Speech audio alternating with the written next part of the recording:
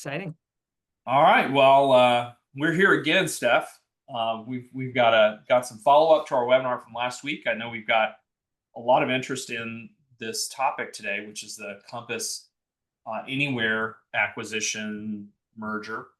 I am seeing people come in. Hey, if you're just coming in, let us know how our audio is and let us know where you're from. You can drop into the chat and just give us a shout. I want to make sure everybody's hearing us okay, and that we know who's who. So where are you from? Okay, so we got Seattle chiming in, LA. That's hilarious. Some jokers in our chat box there telling me I sound smart. So great. I appreciate the compliment. That wasn't my goal, but okay, I'll take it. Hey Ed, great to have you out here on our follow-up Zoom. It's terrific. St. Augustine, Kelowna. We've got some Canadians here. The Canadians are interested. Steph, what they're looking at what's going on down there. So a lot of Washington, Kansas City, Nevada City, I'm California. interested if I was. I'm sure. Yeah, they say anytime the U.S. real estate market catches a cold, Canada starts getting the sniffles, I think is the saying. Another Canadian, Toronto, Cape Coral, Florida, Orange County, California. It's where T360's had offices for many years. So, all right, we're getting a good group turning up. It's 11:02 my time, so I think we should kick it off. I'll do some quick introductions. My name is Jack Miller. I'm the president and CEO of T360, and I have with me Stephanie Reid-Simons, who is our lead over real estate news. She runs all editorial, all stories end up going through her for approval. So we've obviously had a lot of interest about the Anywhere Compass acquisition and some follow-up to the webinar we did last week. And we've learned a lot, I think, in the past week. I think, we've had a bunch of internal meetings and conversations, obviously, with a lot of, our consulting team and the real estate news team. And so we're here to share a little bit about what we've learned and some perspectives on the market. We also had really great questions in the last session that we did. So we're going to attempt to answer the questions that can be answered at this point in time. There are some questions that are just can't be answered because we have to go through the process. The two companies have to go through the process for us to really know the answer. And then there were some questions that were kind of very speculative in nature, which we may do a little bit of speculating, but I think we're going to try to keep it to what we know. So, Steph, tell us a little bit about what we've learned and what are some of the big questions. You betcha. And first of all, I just want to thank everybody because usually it's my job as a journalist to come up with all the questions, which can be daunting at times, although there's many questions here. So thank you everyone for coming up with such really on point, terrific questions to follow up the podcast that we did last week. So to catch everybody up, this blockbuster deal, characterized as a merger, is all about Compass making a move to acquire Anywhere to create the world's largest brokerage. These combined companies would be worth $10 billion with a B dollars, according to estimates, more than 300,000 real estate professionals across 120 countries. It's a big deal. You don't need me to tell you that.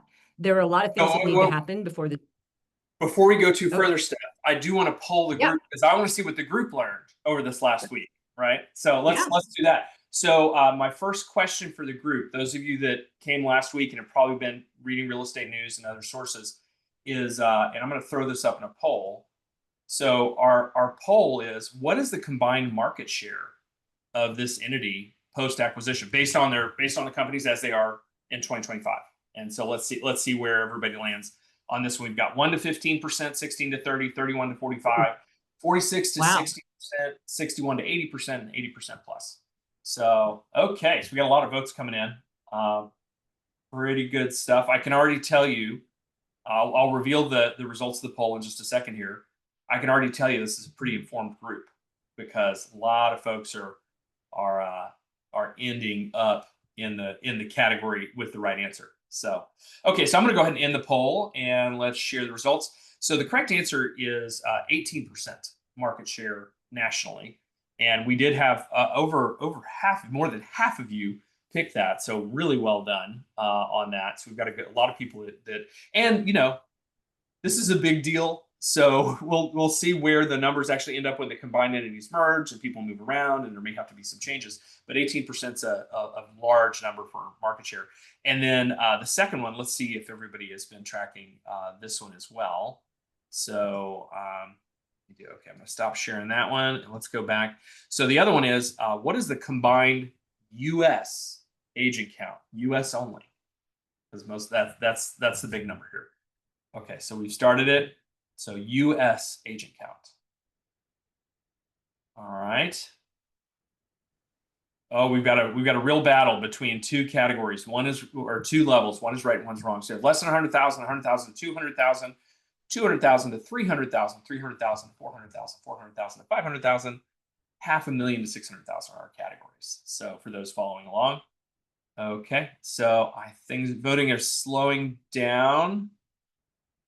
All right, so I'm going to go ahead and end the poll, and let's talk about that. So we'll share this back out. The correct answer is U.S. only, based on the 2024 end-of-year numbers, 216,000 agents in the combined entity. Nationally, it will be quite a lot more. And I've lost my co-host. So, Steph, where'd you go? Oh, there you are. Okay, you're back. I'm back. Okay, great. You scared me. I think you saw the numbers and you're like, I'm out of here. I didn't know this was a number. I'm just going to tell you. Yeah. Yeah, forget it. I'm not having it. No, I was closing out the poll because you were covered up and I hit the wrong button. So, okay. Anyway. Good to know. So most of you were really close. We had a lot in the 100 to 200,000, which is great. And then the correct answer, just shy over 200,000 U.S. only. So those are those numbers there. So great job, everybody following along. We obviously have a group that's been paying attention, reading real estate news, reading other studies and analysis of this deal. So great job. So Steph, jump back in. Tell us a little bit about setting the landscape of this mega merger. What do we know? Yeah, so I think the thing that's important to keep in mind is that this deal isn't done yet. There are some hurdles that need to happen. There's a lot of discussion around private listings, which Compass has been the loudest voice in the industry on that front, and we'll talk more about that. I think we have some questions about kind of the brokerage world, what this does for brokerages, independent brokerages, what this does to the brokerages of anywhere, what could happen with them. So I think as well as the impact on MLSs and that kind of a thing. So, and I think what's most important though, Jack, is we're gonna wrap this up with a question about the future, right? And how people can be prepared about the future. And again, let me just say one more time, the questions here are great. We at Real Estate News have written about a number of these topics, but some of these topics we are absolutely going to continue to write about as things go forward at realestatenews.com. So thank you again, everyone, for being so thoughtful. And Jack, if you're good with it, I'm thinking now is a good time to just dive right into the questions. Let's just do it. Yeah, just jump into it. All right. Let's go. All right, so let's do it. So the first two questions are really about the landscape, the regulatory landscape and what needs to happen. So question number one from Reese Stewart, do you think the federal requirements around this merger will be a hurdle to it being completed? And I think I can ask you the second question that came from Trish. Right, they kind of go together. Yeah. Do we think it would trigger Department of Justice action? Because as we've written about at realestatenews.com, it's this kind of deal needs to be approved by the Department of Justice. FTC will be looking at it, Federal Trade Commission. And so, Jack, I know you've been doing some digging into this. What have you learned? Yeah. So what in general, the FTC and the DOJ will look at mergers to look at, are we creating a monopoly, or is it too much market share owned by any one company? And really the magic number there is 30% market share. So when you start to come up above 30% market share, then it may trigger some requirements from the FTC about how the transaction is to be approved, which could include discharging some assets. They could say, look, you guys can move, but you're too much market share. And for industries that are delivered locally, like real estate is in local markets, that isn't just a national number. Everybody here got the 18% number that we just shared. That's national. That's spread out over all markets. They are going to look at major metro markets as part of that study and say, look, if they're above 30% in these markets due to this acquisition, or if they're already above 30%, this is going to make them even more above that, then it may result in some requirements for the acquisition to go through, where they may need to discharge some companies or make some changes. So that's what I found out, is that they will look at those local markets, not just the big number nationally. Okay, I think Steph's internet is acting a little I wonky. think you just So we're losing your video there, Steph. All right, so I'm just going to keep going until she's back, because I think everybody's here to hear what we've learned. So our thoughts are, based on what we've learned, they're going to look at the deal. They're going to look at market share. They are going to look at local markets and concentrations in local markets, and there may be some requirements due to like excessive market share in certain local markets. One question we have, which I was not able to answer, is whether or not the independently owned and operated franchisees, how that will be viewed by the FTC. I just didn't find enough examples of that to clearly demonstrate that if you are if you're an independently owned and operated franchise, if they're going to look at that market share the same way they do as the company owned stores that are in a given market. So that remains outstanding for us. So that's the first piece around kind of the regulatory approval.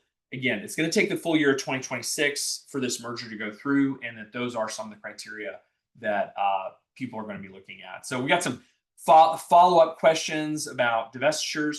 Possibly, there may be some divestitures required in certain markets. That's not unusual for the FTC to require that as part of a transaction. Say, hey, you've got too much market concentration in a particular area, and they may need to divest of some companies in those areas. So that's and a good follow-up question: are there markets where they would be above 30%, this combined entity?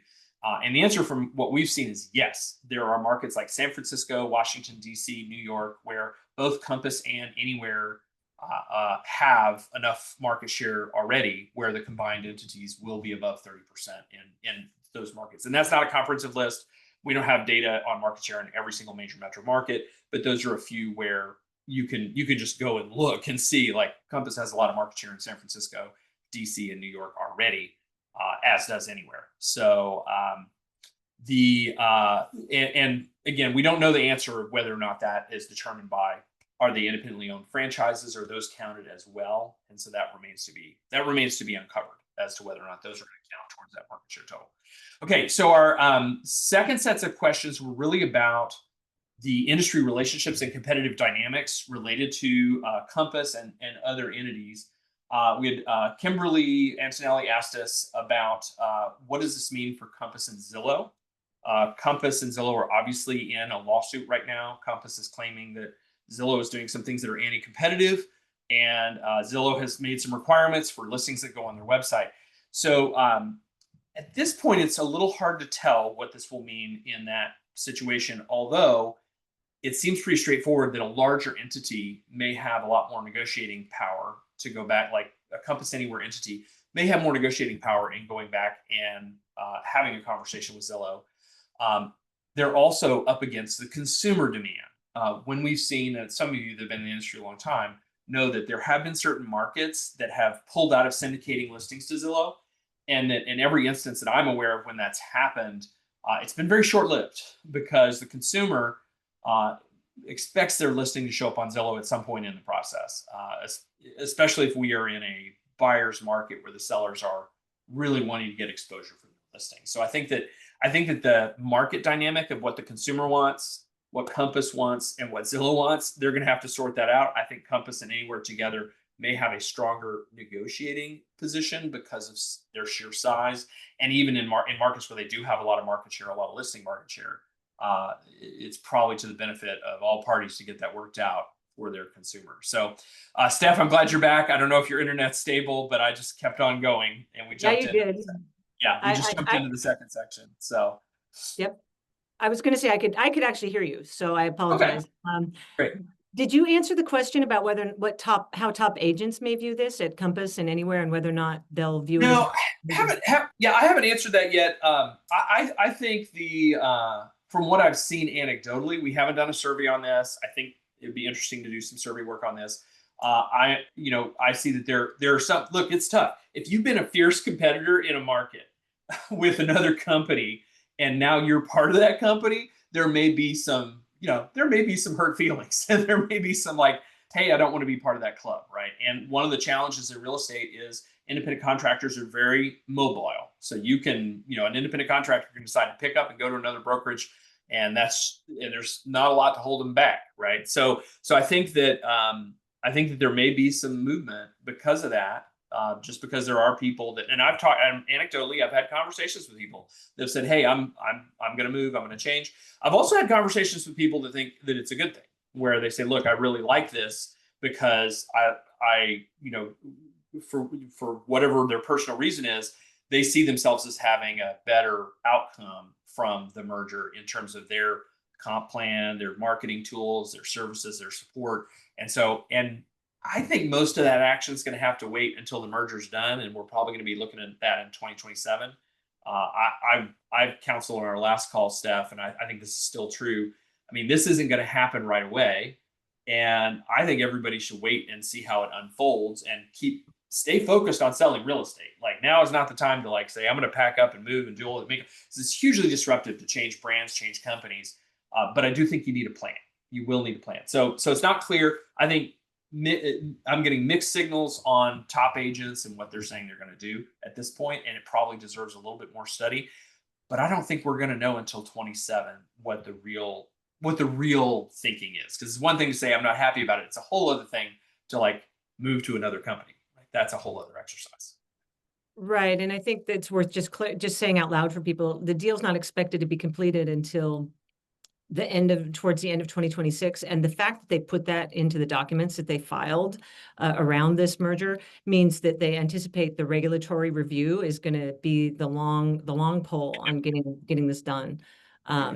So yeah, people have time to think about their options. And I know AJ Latrace with Real Estate News has been talking to a lot of Compass agents, a lot of agents in general, about things Compass has been doing related to their 3-phase agreement and the way that they are working with private exclusives and that. And I think this will continue to be something we explore as well. So to the next area, do you think it's the long-term plan for all brokerages of anywhere to eventually become Compass brokerages, or will Compass now become a multi-brand company? Actually, Compass is a multi-brand company. They are now. Because they acquired at properties and all that. Yeah. Yeah, they are now. Now, again, this is a little speculative, part of what we're seeing, but we know that Compass already has another brand, which is, they have several brands actually. They have Christie's, they have App Properties, so they are a multi-brand company today. I don't think this is speculative. Anywhere has some very valuable brands. They're highly recognized by the consumer. They're highly recognized by agents. When you look at Century 21, Sotheby's, which is a premium brand. I mean, it's probably Anywhere's strongest brand in terms of the brand recognition. Coldwell Banker. I mean, these are well-known brands, and so I think if you're looking at it from that perspective, any acquirer of those brands would probably be hesitant to just say, "Oh, we're just going to turn them all into something else," right? Even with the recognition that Compass has. A lot of these are legacy brand names that are well recognized by the public, and not just in the U.S. but globally, right? Century 21 is a huge global brand. I mean, I think that's something. So the speculative part of this is, I think they're going to look at it on a case by case basis, and maybe even a market by market basis. If you've got an especially strong operation that's under a brand in a given market, you may not want to change that right away. You may want to leave it. And we've seen that in other acquisitions, like Howard Hanna has left some of their strong acquisitions, like Allen Tate they haven't immediately switched the brand over to Howard Hanna, or they've done co-branded things for a while. So I think the smart play here, and again, this is speculation, is that I think they're going to evaluate it on a market by market basis, and maybe on a brand by brand basis. There may be some brands that end up getting more attention and more focus in the new combined entity. One question popped in that I think is interesting, which is we talked a lot about some of the brands and the brokerages and agents. What is your thought about the impact this has on competitors? Sort of the big competitor, Berkshire Hathaway, other big competitors in the space. Yeah, we talked a little bit about that last time. So when you have a company that is at this scale, and especially is probably pushing the limits of market share in a lot of the major metro markets. I think the other competing large companies are forced to deal likewise. So I think you're looking at more acquisition activity by the remaining other companies. And you look, Stone Point acquired Keller Williams. They may decide that they want to acquire another brand. That would, I'm not saying they will, but it wouldn't surprise me, right? It wouldn't surprise me if Berkshire Hathaway decided to continue to like say, hey, we also need to maybe buy some other brands and bring them in to get our market share up in certain geographic markets in order to be more competitive in those markets. So I think this is intensifying the M&A game for everyone, because if somebody has made a big move, then I think they're going to I think you're going to respond in kind. You say, look, I got to make a big move. So that's kind of high level perspective on that. Now, who buys who?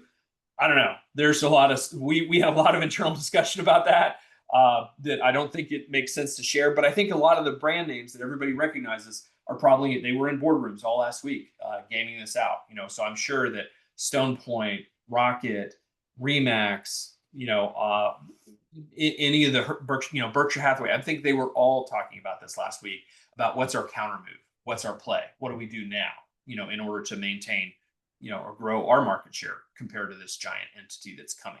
And again, won't happen overnight, but expect it to play out. Yep. Yeah. So let's talk a little bit about private listing networks and the impact on MLSs, right? So we had a question about who benefits from the Compass CEO's position on the private listing networks, given the impact on MLS data, appraisers, seller outcomes. There's so many ways that this could affect the bigger picture for the industry. Yeah, I think and we've written about this conversation in the Trends Report for several years now, and there are definitely pros and cons of private listing networks that are very apparent. There's transparency issues, and there's also secondary impacts. And so, to the degree that, where Robert has said, hey, a lot of our listings end up going on the MLS anyway. We market them privately for a period of time, and they go on the MLS. That's a happy story. That's like the MLS still, it can be a source of record for appraisers, for other markets as to what's happening in the real estate market.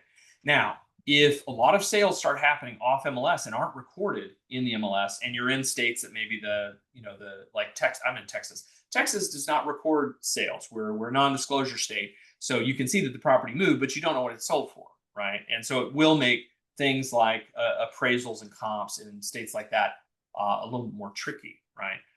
You also lose access to a lot of the MLS related data, not just the sold price, days on market, how many price changes were there, and other terms that are recorded in the MLS. So I think we're sort of putting our sunglasses on and making the market a little bit more opaque by moving it off to private listing networks. So I think there's real impacts to data and data quality, and depending on which state you're in, if you're in a non-disclosure state, it may mean a big impact to that sort of data quality if a lot of transactions move off of the MLS. So those are, at a high level, that's the impact to data quality. There's an impact in the competitive market as well, right? This is an industry, I think this industry really likes to cooperate. Like, we like to sell each other's listings. It's a lot less work. If you're a listing agent, you don't want to necessarily deal with every buyer that wants to see your listing. That's why we had the cooperation compensation system we've had for so long. And so I think that having a lot of listings move in-house means that cooperation is going to look different and maybe become a lot more challenging. I think this is fundamental. I think there's more work involved if you're working with a buyer and a lot of listings are not in the MLS. Now you have to go check 1, 2, 3 websites. You got to go look in other places. And I understand where some of us are in that situation already. A lot of our buyers are, looking different sources already. I think this compounds that. I think now you have buyers that you're going to need to look at lots of places to find the listings that are good for them. I will say it's mitigated somewhat by the market. If we are in a buyer's market and a seller really wants to sell, they're probably going to want their listing in the MLS. They're probably going to want their listing on Zillow, on Realtor.com, on Homes.com. They're probably going to want their listing everywhere if we're in a strong buyer's market. So the market has some play here, and homeowners have a say here too. Homeowner could say, look, I don't want to do this private thing. I really want to get this in front of as many people as possible, right? So the homeowners, the home sellers also have a voice in this. So I don't think it's just game set match to say private listings are going to win everywhere because of those other market dynamics that are at play.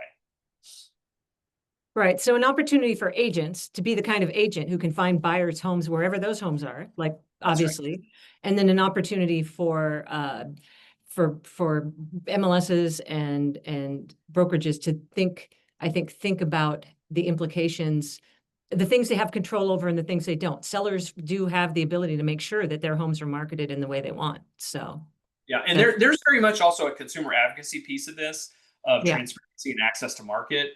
And so, we haven't had to wrestle with that in a long time because, for the most part, everything went in the MLS, and at right. least there was a fairly close to accurate singular source of truth for on-market listings. As soon as we stop having that, I think consumer advocates will start paying. They're already paying attention to this industry. I think they will look more and say, look, do people have Right. access to the market? Do people in certain demographics, are they able to see what they need to see? And we need to be able to answer those questions, even with private listing networks in play. Yeah. Those questions need to be answered as well. Absolutely. And I actually was surprised too. I didn't realize that MLSs sometimes have private listing networks, which Yes. is interesting too. So Yeah. lots to happen here.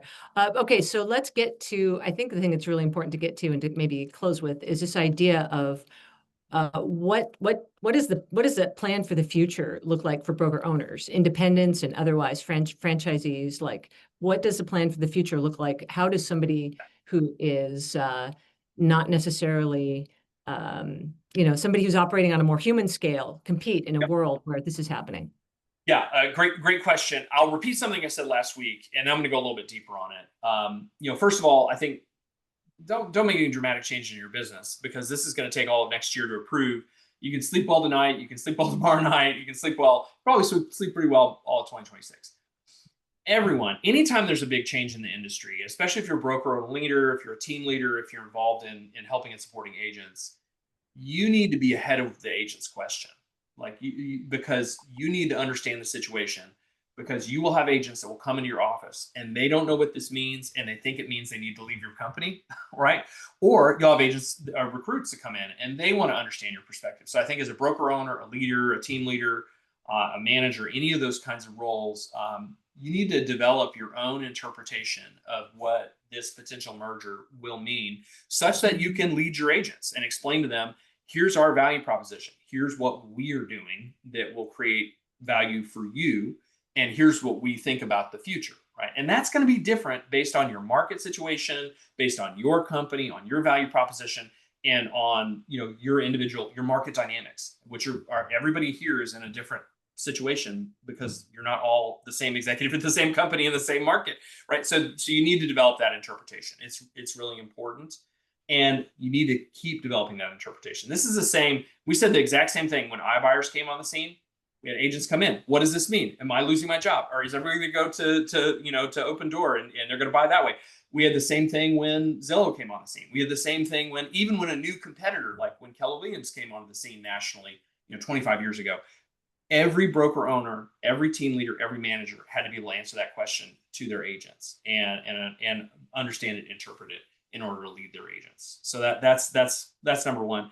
And as agents, what I would say is you guys are in the best position of anybody in this industry. Yours is the job that actually everybody needs doing, which is working directly with your consumers. So what you can expect is that leaders, managers, owners of real estate companies are going to create better and better value propositions as they have all along so that you get your needs met. So you're in the best position. But again, nothing's going to change overnight. So there's no reason to move around. The last thing I'll say on that topic is you need to be informed. So if you're not reading Real Estate News is putting out some great coverage here. We've recently hired a really strong writer and journalist about the industry, Andrea Brembilla, who has been writing about the industry for 15 years. She's fantastic and is doing some great coverage. And then the other thing is, for long-term perspective, pick up a copy of the Swanepoel Trends Report. We have a whole chapter on market consolidation and what it means and merger acquisitions and where we're going and all of that in this chapter. We also have a whole chapter on what entities like Rocket entering our industry with acquiring a Redfin, what that means for you. We've been writing this Trends Report. This is in its 21st edition. So it's guidance on where we think the industry is going. So if you haven't picked up a pre-order on this, is the best pricing you're going to get. Pick up a pre-order copy. These will ship. You'll get them digitally in November. You'll get a print copy in December.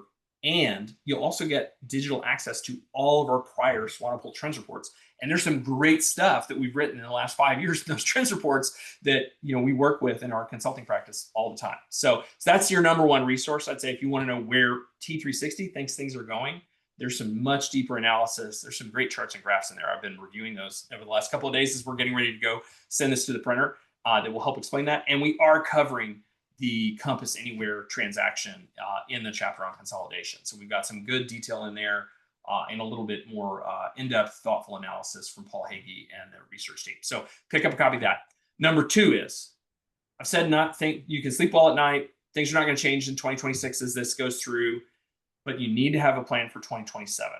If you're running a team, you're leading a brokerage, or you're involved in leadership or management, you're going to want to have a plan that's specific to your company and your market and your leadership team and where you want to sail your ship. If you have not had a conversation with a T360 brokerage consultant or members of our consulting team in general for a while, now's probably a good time to do that. We have some special programs we're going to be running in order to help people map out 2027 and beyond. I think most of the change on this, Steph, is going to be in 27, 28, and 29. I think next year is mostly them just making the donuts, so to speak, getting this transaction to happen. And then it'll be the following years we're going to see a lot of action. And I'd want to have if I was running a brokerage today, which I've run them in the past, if I was running a brokerage today, I'd want to have a really good plan going into 27 that's really well set. And now's the time to act. Don't wait. The best time to plant a tree is either 20 years ago or right now. So plant the tree right now. Plant it right now. Reach out to our team. We'd be happy to talk to you and give you some guidance. And then we have a lot of different ways that we help and work with broker owners and leaders on planning their course in a changing real estate market. So yeah, and I just want to say there's a couple of things coming in, a couple of story ideas for real estate news coming into chat. fantastic. I appreciate that. Fantastic. My email, Steph, STEPH @realestatenews.com. Drop me a line. We want to hear from you. And then just a quick note, Real Estate News, founded by Stefan Swanepoel. We are corporate siblings to T360, but we make our own coverage decisions. We operate independently. We appreciate the fact that we have access to the information you put together, Jack, you and everybody on the T3 side. And when you see us writing about T3 stuff, it's because we genuinely see it as important for everyone to know. It's newsworthy.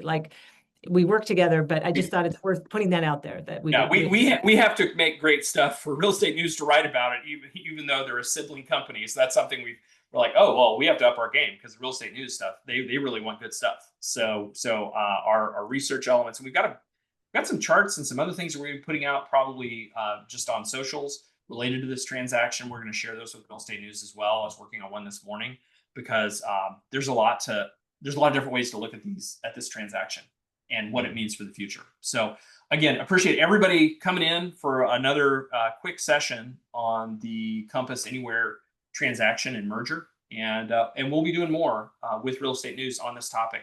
So stay tuned and keep sending in your questions, your story ideas. It's fantastic. Really helps us know where we need to probe and where we need to go to help you understand the market. So thanks everybody, and we'll see you on our next time.